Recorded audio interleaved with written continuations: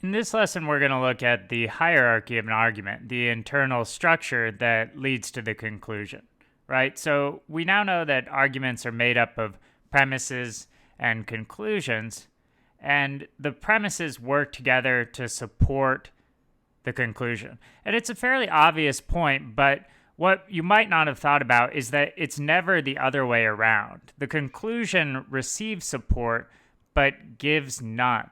So let's take a look at this internal relationship. So here's an example of an argument that appeals to certain moral judgments that we might have as a society about things that are good in order to lead to a conclusion about something we should do, right? And I've kept the conclusion at the end here. Nuclear power plants should play an increased role in meeting the country's energy needs. And then up here are the premises. So for now, the important parts of an argument are the premises and the conclusion. You might have some background information, and we'll look at examples of that in a couple lessons. But here we're just looking at this relationship between premises and conclusions. And the important thing to realize is that premises work together to support the conclusion, but not the other way around. Support only flows in one direction, towards the conclusion, right? So everything is flowing down this way, towards the conclusion. And note that we have the conclusion at the end, but it doesn't have to be that way. You could say nuclear power plants should play an increased role in meeting the country's energy needs, and then give the reasons after. But the support is still flowing towards the conclusion.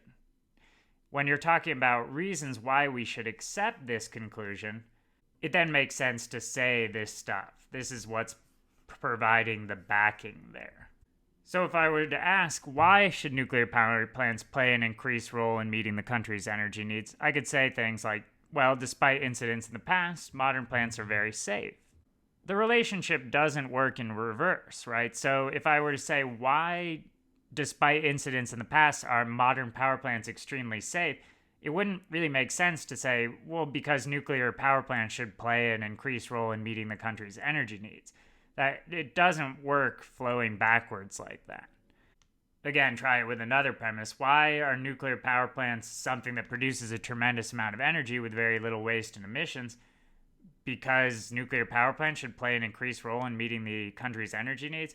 It just doesn't work in that direction. So everything here is going towards the conclusion.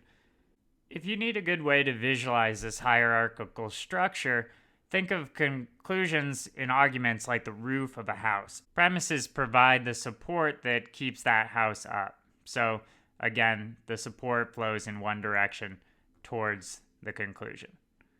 Okay, give the text lesson a quick read, and then we'll be ready to move on to the next lesson.